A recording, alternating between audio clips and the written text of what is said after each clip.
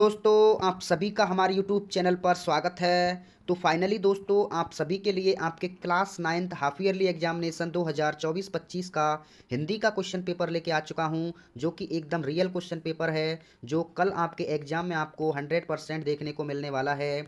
यदि आप इस क्वेश्चन को पूरा कर लेते हैं, इसके कुछ सभी क्वेश्चनों को देख लेते हैं, तो आपके 70 में से 70 नंबर आने वाले हैं। यही क्वेश्चन आपके एग्जाम में ज्यों की त्यों छपने वाले हैं। दोस्तों अगर आप इस पेपर की पीडीएफ को पाना चाहते हैं तो आपको वीडियो के नीचे लाइक का ऑप्शन दिया है, उसको आपको दबाना है। दबाते ही आपको हाइप का ऑप्शन दिखेगा, इस पर आप कम से कम 3 बार हाइप कर सकते हैं और ज़्यादा से ज़्यादा पॉइंट दे सकते हैं। तो हाइप जरूर करें, बिल्कुल ही फ्री है ये, जिससे हमारी वीडियो ट्रेंडिंग पर जाएगी। 3 बार हाइप करने के बाद आपको टेलीग्राम का लिंक एक्टिवेट कर दिया जाएगा और उस पर जुड़कर आप इस पेपर की पीडीएफ प्राप्त कर सकते हैं। तो सबसे पहले बात करते हैं सेक्शन ए की, खंड ए की, जिसमें आपको अपठित गद्यांश दिया गया है और इस अपठित गद्यांश के आपको आंसर बताने हैं। तो जल्दी से इनके सभी आंसर्स को कॉपी पर नोट कर लीजिए। ये क्वेश्चन पेपर ज्यों की त्यों छपने वाला है।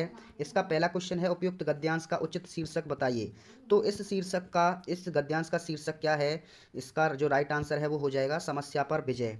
इसके बाद नेक्स्ट क्वेश्चन है, विजय का निवास कहाँ होता है? तो विजय का निवास कहाँ होता है, इसका जो राइट आंसर है वो हो जाएगा लक्ष्य में। तो संघर्ष में। संघर्ष इसका राइट आंसर डी हो जाएगा। इसके बाद नेक्स्ट है, कार्य की इच्छा अनुकूल का विलोम क्या होता है? अनुकूल का विलोम सभी को पता है प्रतिकूल होता है। ए ऑप्शन इसका राइट आंसर हो जाएगा। मनुष्य का श्रेष्ठतम रूप उभरकर सामने कब आता है? कब आता है? जब वह समस्याओं को सुलझा संघर्ष में पिसकर। कब आता है मनुष्य का श्रेष्ठतम रूप? संघर्ष में पिसकर, इसका राइट आंसर हो जाएगा। दोस्तों इसका जो आंसर है कब उभर कर आता है, तो समस्याओं को सुलझाने पर आता है। तो समस्याओं को सुलझाने पर इसका राइट आंसर होगा, यहाँ पे लिखा हुआ है कब आता है। देखिए इसमें मैं आपको बता देता हूँ, समस्याओं का समाधान करने पर श्रेष्ठतम रूप उभर कर आता है। इसके बाद देखिए नेक्स्ट क्वेश्चन है, हम अपने जीवन को खुशियों से कैसे भर सकते हैं? तो इसका जो राइट आंसर है वो बाधा रूपी शत्रुओं पर विजय प्राप्त करके। ऑप्शन सी इसका राइट आंसर हो जाएगा। इसके बाद नेक्स्ट क्वेश्चन की बात करते हैं। तीसरा क्वेश्चन है जो कि आपके लिए यहाँ पे पूछा गया है, विशेषण किसे कहते हैं? तो संज्ञा अथवा सर्वनाम की परिभाषा बताने वाले संज्ञा अथवा सर्वनाम की विशेषता बताने वाले शब्दों को विशेषण कहते हैं। सरल वाक्य किसे कहते हैं? जिसमें एक उद्देश्य और एक विधेय होता है उसको सरल वाक्य कहते हैं। आग में घी डालना मुहावरे का अर्थ क्या होता है? तो आग में घी डालना मुहावरे का अर्थ होता है क्रोध भड़काना। तो क्रोध भड़काना इसका राइट आंसर हो जाएगा। इसके बाद नेक्स्ट क्वेश्चन है, तरणी और तरणी शब्द युग्म का अर्थ बताइए। तो पहला जो तरणी है, पहले तरणी का जो मतलब है वो क्या होता है? सूर्य होता है। पहले तरणी का मतलब क्या हो जाएगा? सूर्य हो जाएगा। और दूसरा जो तरणी है उसका क्या हो जाएगा? उसका हो जाएगा नाव। उसका क्या हो जाएगा? नाव हो जाएगा या नौका हो जाएगा। नौका या नाव। तो पहले का हो जाएगा सूर्य और दूसरे का हो जाएगा नाव। इसके बाद नेक्स्ट क्वेश्चन देखते हैं। नेक्स्ट क्वेश्चन है, संयुक्त वाक्य का उदाहरण दीजिए। तो संयुक्त वाक्य कौन सा है? तो मैं दुकान जा रहा हूँ क्योंकि मेरा दूध खत्म हो गया है। तो ये क्या है? एक संयुक्त वाक्य का उदाहरण है, जिसमें क्योंकि और या ये सब आते हैं, उनको संयुक्त वाक्य कहते हैं। इसके बाद किस कवि को एक भारतीय आत्मा कहा गया है?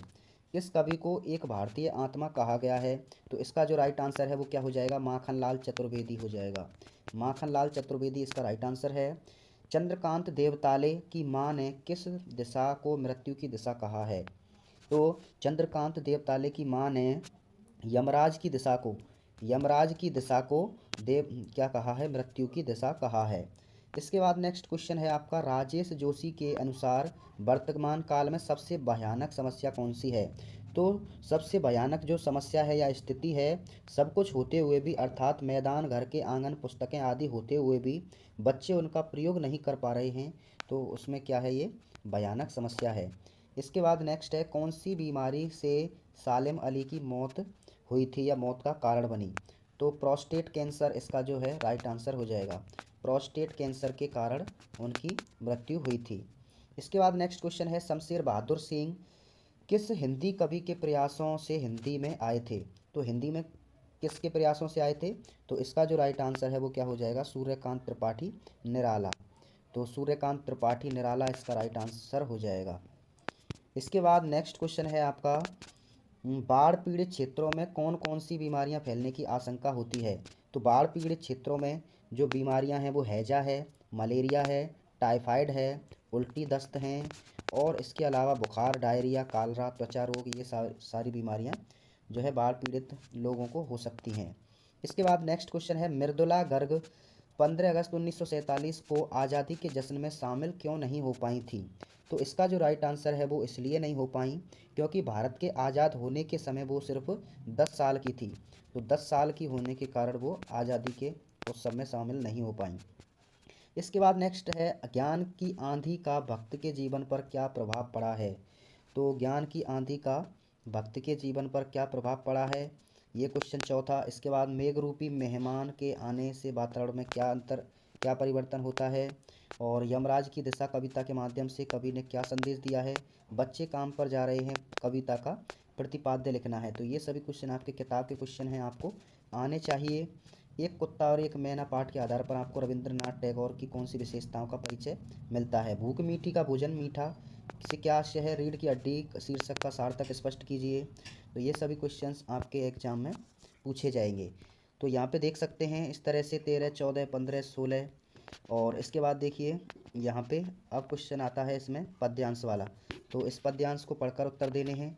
तो ये पद्यांश दिया हुआ है, इसमें देख सकते हैं उपयुक्त पद्यांश का उचित शीर्षक क्या होगा? तो जीवन में शांति का महत्व इसका राइट आंसर हो जाएगा। इसके बाद यहाँ पे इसका बाद जो दूसरा क्वेश्चन है, क्षमा किसको शोभा देती है? तो सरल व्यक्ति को इसका राइट आंसर हो जाएगा।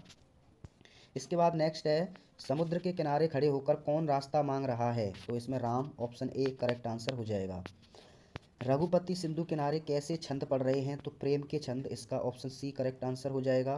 प्यारे प्यारे में कौन सा अलंकार है? तो प्यारे प्यारे 2 बार रिपीट हुआ है, इसका मतलब यमक अलंकार है। क्या कौन सा अलंकार हो जाएगा? इसमें हो जाएगा आपका यमक अलंकार ही होना चाहिए वैसे तो क्या हो जाएगा? यमक अलंकार हो जाएगा।